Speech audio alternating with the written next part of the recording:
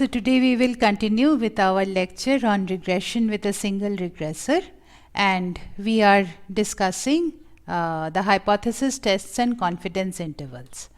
Today we will introduce two new ideas. One is regression when X is binary, and the second is the idea of heteroscedasticity. So first let us look at regression when X is binary. So far, when we have talked about a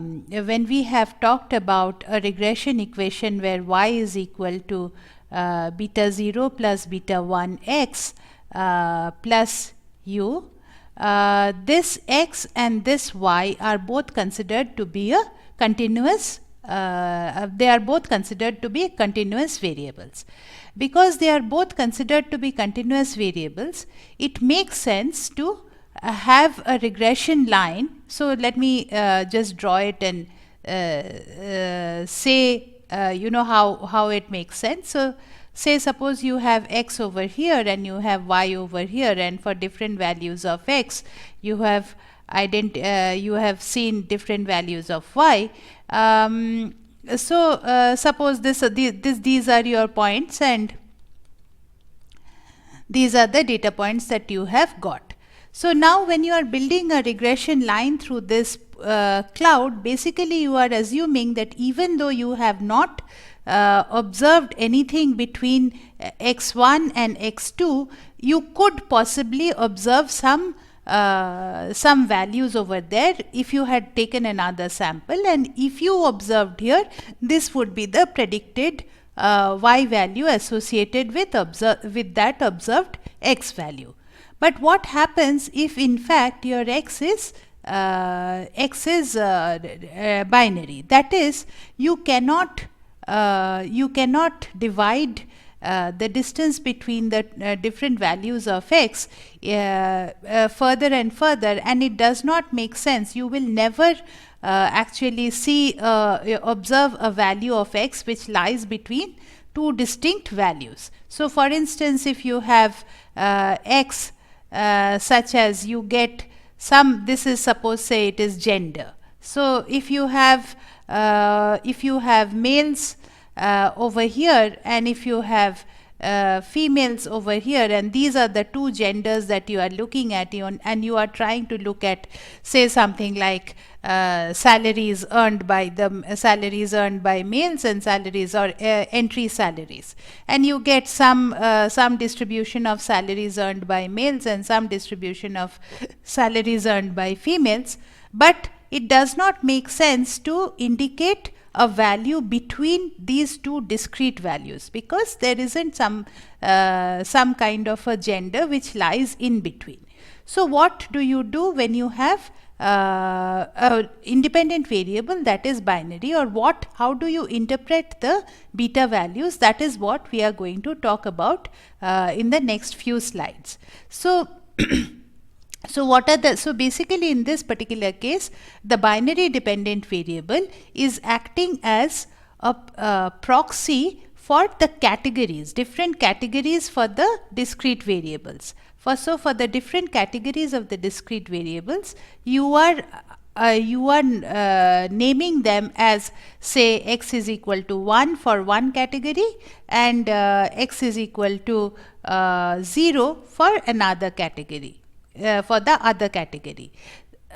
Remember that here 1 and 0 are not numerical variables, but they are just placeholders for the idea. They just convey the idea that this particular observation belongs to this category, and this particular observation belongs to this category. So for instance, instead of having continuous class sizes, you could divide your class sizes into large class sizes and small class sizes, and when x is equal to 1, you denote it by, when it is a small class size, you denote it by x equals to 1, and when it is a large class size, you denote it by x is equal to 0.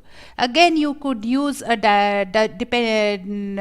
variable which takes a value of 1 when, say, x is female and takes a value of 0 when X is male.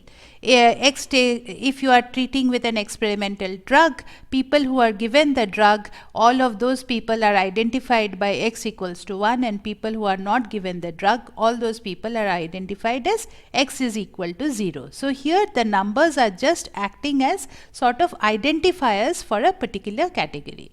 So these variables, these regressors, are sometimes known as dummy variables. Dummy, why? Because basically they are proxy variables for the different categories. So so far we have thought of beta 1, or we have interpreted beta 1 as a slope.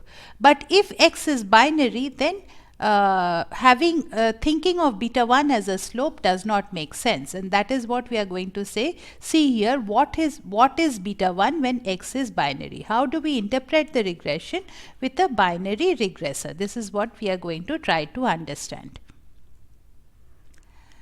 So, interpreting regressions with a binary regressor, yi equals to beta 0 plus beta 1 xi, where xi is a binary regressor which can take a value of 0 or 1.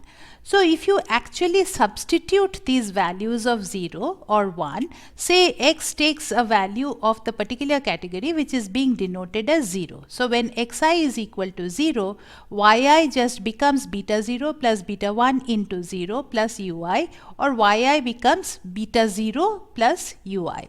So, the mean of yi is, if you take away the error, the mean of yi is beta 0. That is expected value of yi given xi is equal to 0. Remember that here for all these observations xi is taking a value of 0. So, the conditional mean of yi given that xi belongs to that category is beta 0. When xi takes a value of 1, yi equals to beta 0 plus beta 1 multiplied by 1 plus ui, which is beta 0 plus beta 1 plus ui. So, the mean of beta 0 of yi when xi is equal to 1 is beta 0 plus beta 1. So, essentially, if you take, this is beta 0 plus beta 1, this is beta 0. So, if you subtract this value from this value, you get beta 1. Okay, from this equation you subtract this equation. So, you get beta 1 is equal to expected value of yi given xi takes a value of 1. So, this is for that particular group for which xi has been denoted as 1, and this is for that particular group for which xi has been denoted as 0. Right. The entire group xi is taking a value of 1, and because this is a discrete independent variable, and for the entire group xi is taking a value of 0. So, essentially it is the population difference in two different group means. Okay, so this is the interpretation of beta 1. Beta 1 is nothing but the difference between two group means, that is the group means of that particular category which is identified as 1 minus the group means of that particular category which is identified as 0.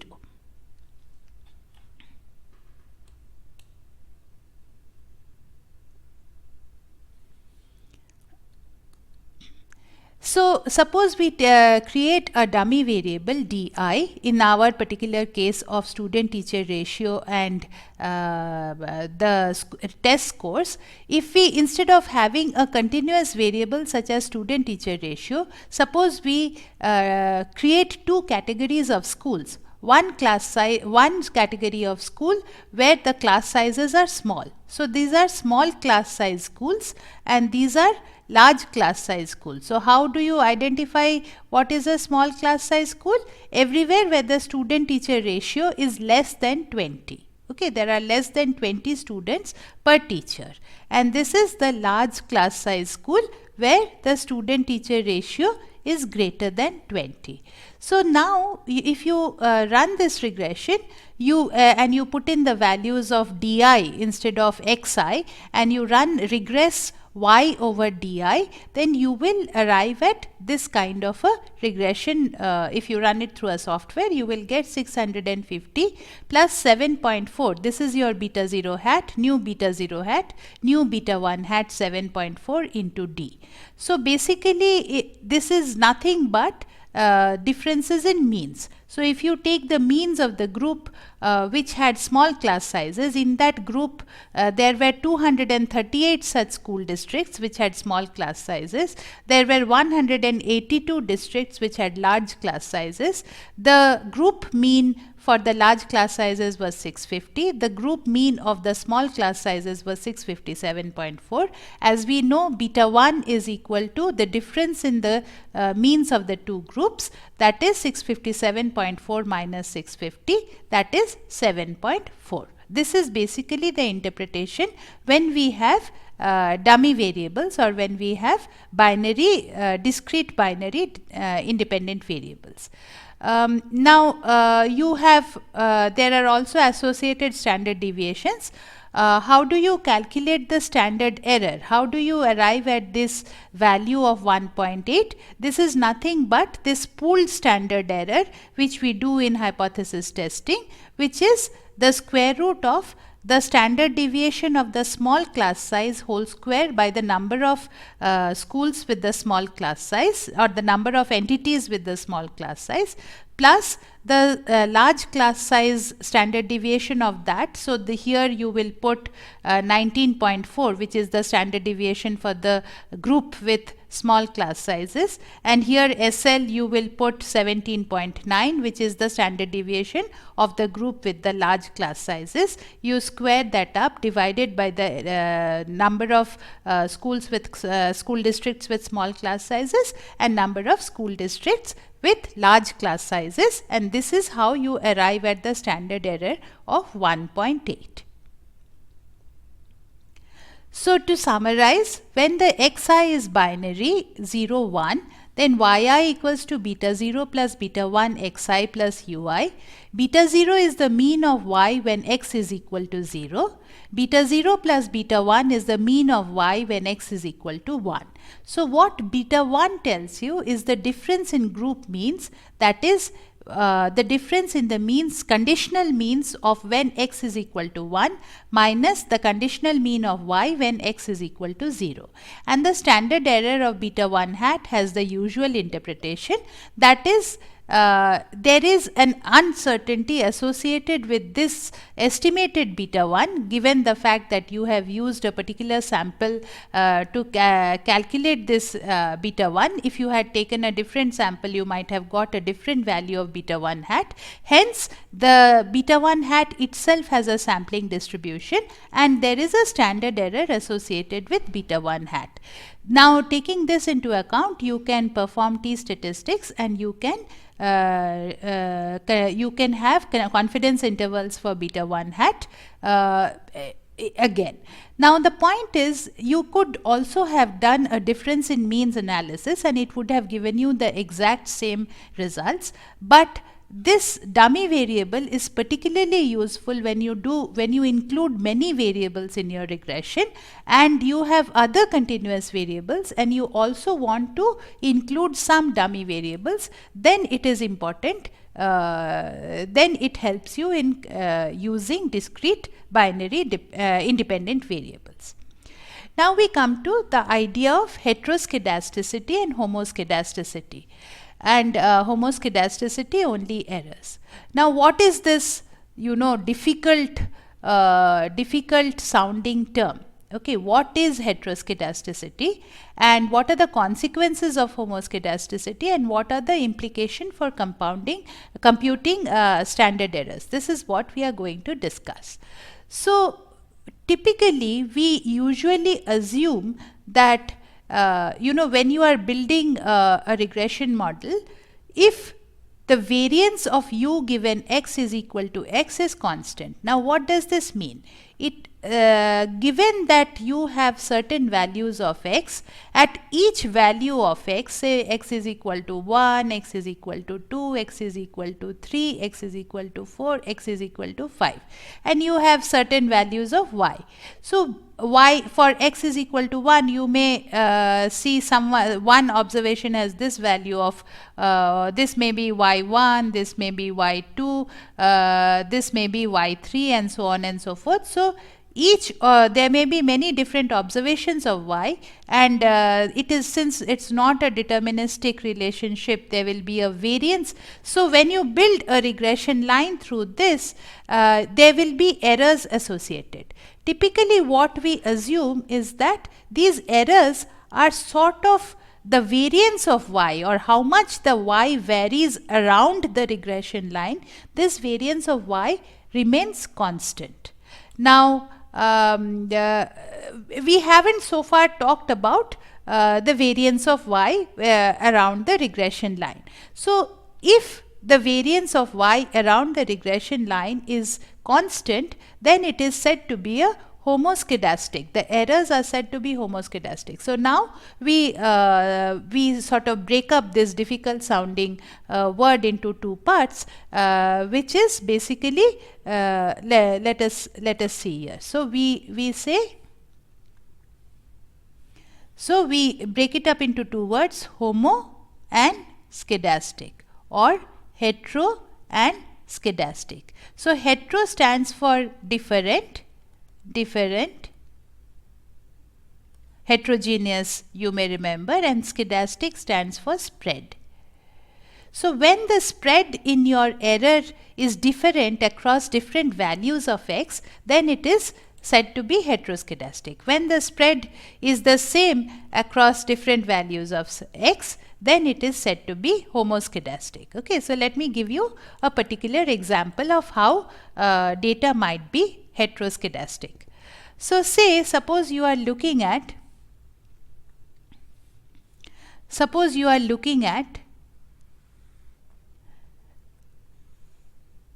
income and savings. Okay, so now we will take income, say starting from 0, 0 to, let us take, we are not going to take the entire range that is possible. So let us take something like 10 lakhs per annum. Okay, so you have 5 lakhs per annum, and you have 2.5 lakhs per annum, then you have 1.25 lakhs per annum, and so on and so forth. Okay, so this I am just taking, of course this 10 lakhs may go on to 1 crore also, it can go on, but we are not going to look at that right now. Okay, so so think of a person who is earning, say, 1.25 lakhs per annum. So 1.25 lakhs means what? Around 10,000 rupees. If you get 10,000 rupees per month, then you will get 1.2 lakhs. Okay, so suppose you have less than that also. So if you have, say, 625. So suppose you are getting 5,000 rupees per month, and this is say 1,000, 2,000. So say your savings 1,000 rupees. Savings in the units of 1,000 rupees. So so let us even say 1, 2, 3, 4, 5, 6. Okay, we should actually probably take bigger increments like that. So a person who is getting 5,000 rupees per month will not obviously be able to, most of their money will go in normal, food and shelter and all of these kinds of things. They will not be able to save much. So let us say that maximum maybe they will be able to save around 1000 rupees. Even that is not possible, but they may go from zero savings to 1000 rupees. Then someone who is earning 10,000 rupees per month, they may go from zero savings to maybe maximum maybe 3000 or 4000 rupees, something like that. They might be able to save that much per month. Someone who is earning 20,000 rupees may be able to save a little more, and they may be able to save, they may use it for consumption also, or they be able to save more. So someone who is earning 3.75 may be able to save even more, and so on and so forth.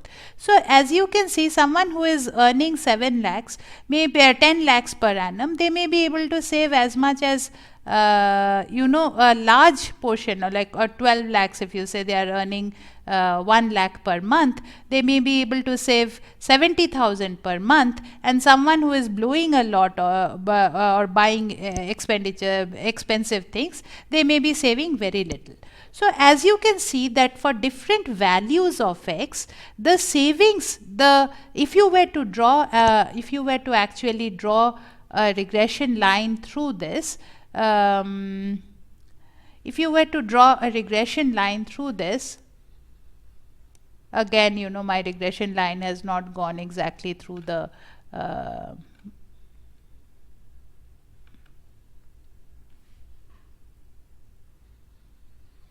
yeah. So if you were to draw a regression line through these are the errors associated. So these are the errors associated with this regression line. Okay, these are the errors. Each of these are the errors.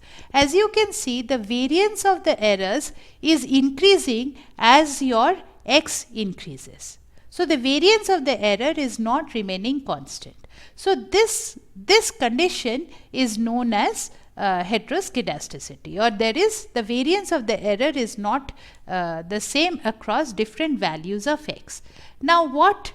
In the case of a binary regressor, when you are comparing means, if the group variances are unequal, then you will have standard error, which is given by this formula.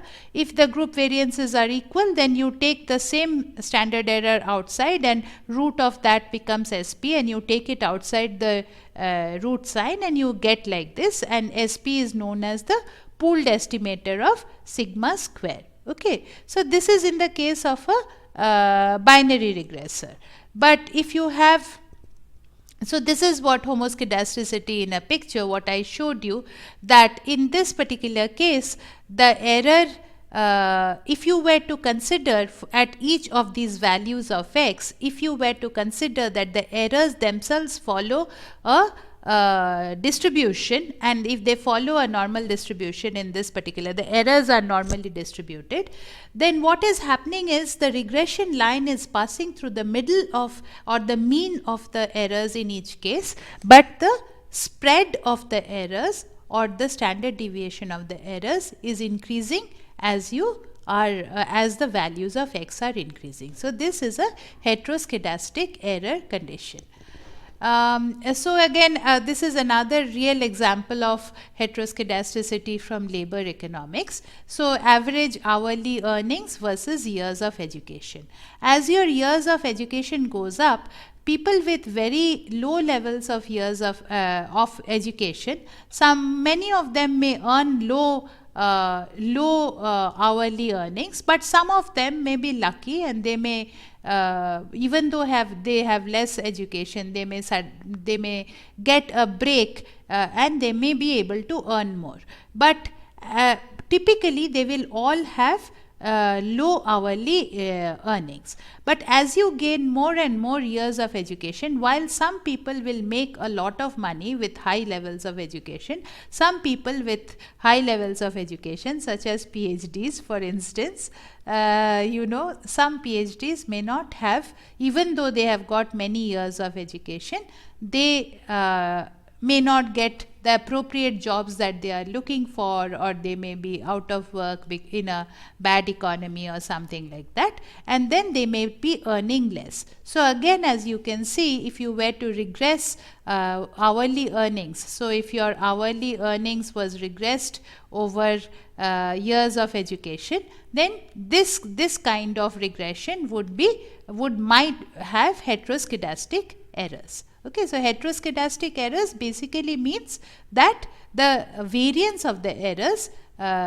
differs with or changes from one value of x to the other.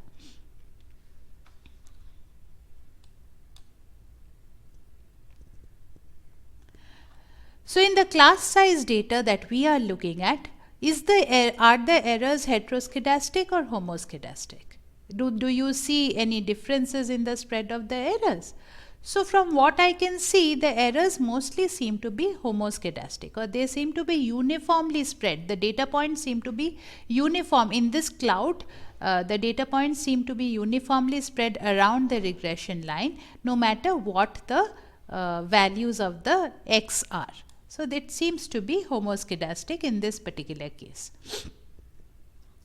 So far we haven't actually made an assumption that the U is homoscedastic. So in the absence of an assumption, we have assumed, so we have made only 3 assumptions, right? That we have the conditional mean given x is equal to x is 0, xi and yi are IID. They are chosen by simple random sampling, and they are IID, and large outliers are rare. So we have not explicitly made the assumption that the errors are homoscedastic. So we have not explicitly assumed homoscedastic errors. We have implicitly allowed for heteroscedasticity. So what if the errors are in fact homoscedastic, even though we have not assumed homoscedasticity? So basically we are trying to understand what is the implication of the errors being heteroscedastic or homoscedastic. Now if the errors are in fact homoscedastic, one very interesting thing is that the OLS regressors have the lowest variance amongst all the estimators that are linear in Y.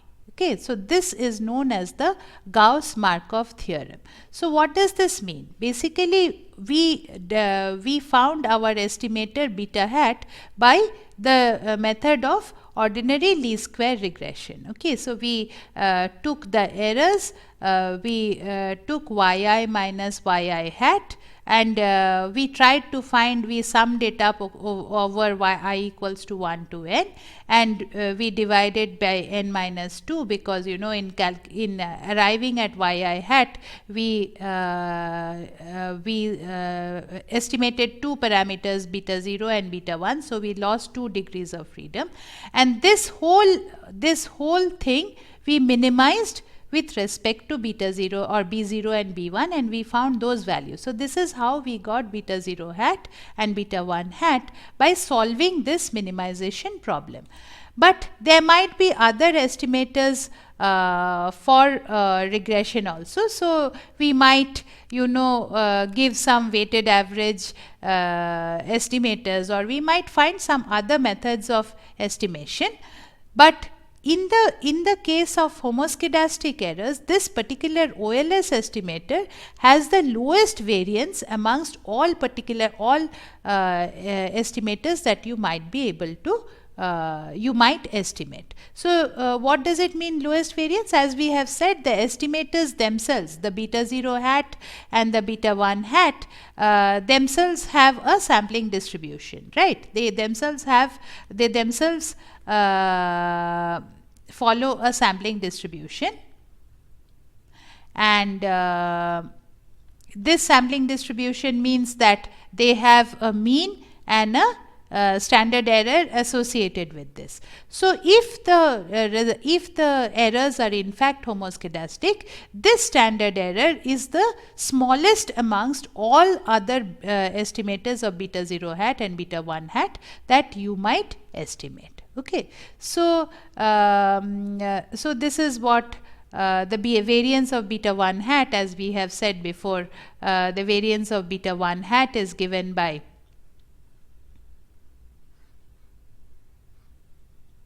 Yeah.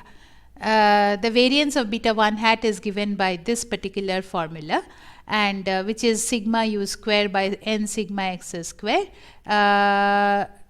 So this is the ui is over here. So this is the simplification of ui. U is homoscedastic. It is inversely proportional to variance of x, more spread in x. As you have more data for a more, or the x has a higher variance, then our beta 1 hat is the variance in beta 1 hat is smaller.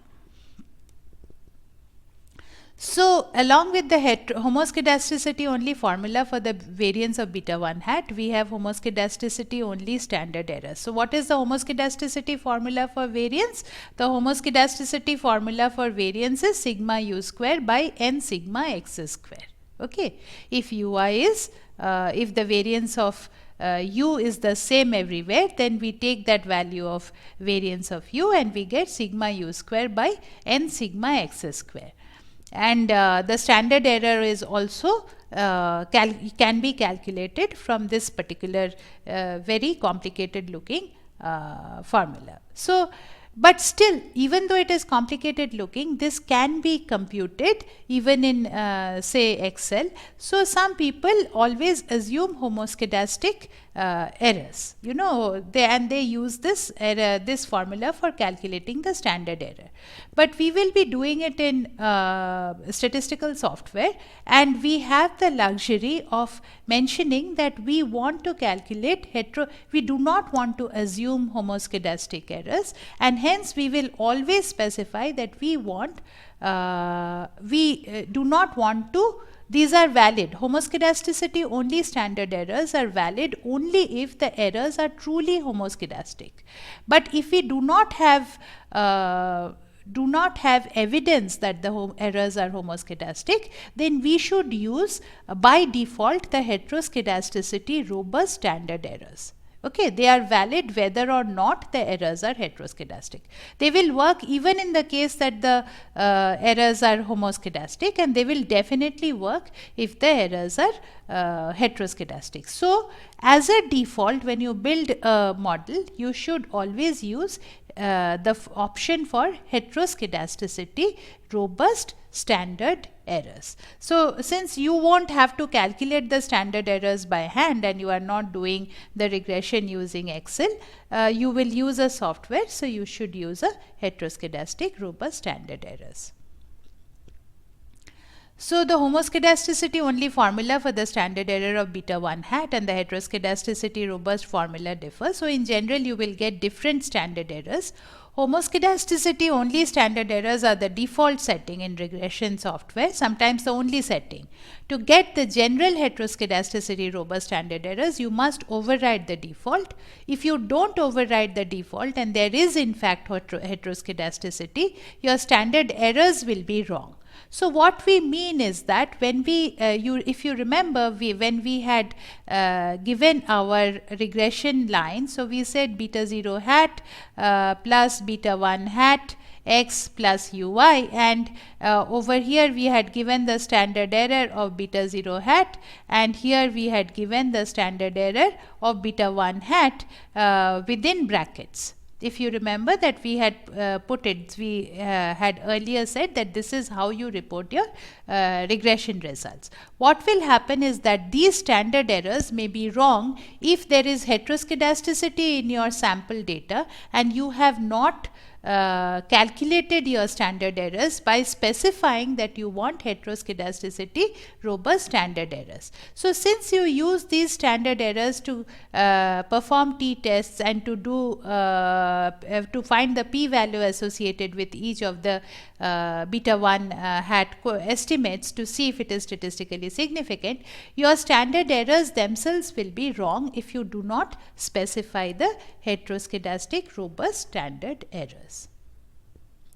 So heteroscedasticity robust standard errors in Stata, this is how you do it. These are the robust standard errors that they have actually used a robust regression. So here in the regression equation, they have used the robust word over here to indicate that they want heteroscedasticity robust standard errors. You have to find, if you are using R, you have to find the appropriate option and use that. So this is actually the heteroscedastic robust standard errors you are getting, and hence your t values will be correct, and your p values or the t statistics will be correct, and the p values that you will get will be correct, and hence you will be able to give a correct interpretation for whether that variable is statistically significant or not.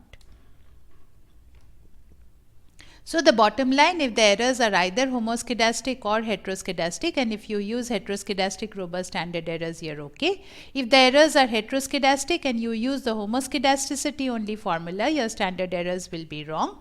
The two formulas coincide when n is large in the special case of homoscedasticity. So you should always use heteroscedastic standard errors. So now we will talk about in the next small lecture about the extended least squares assumption.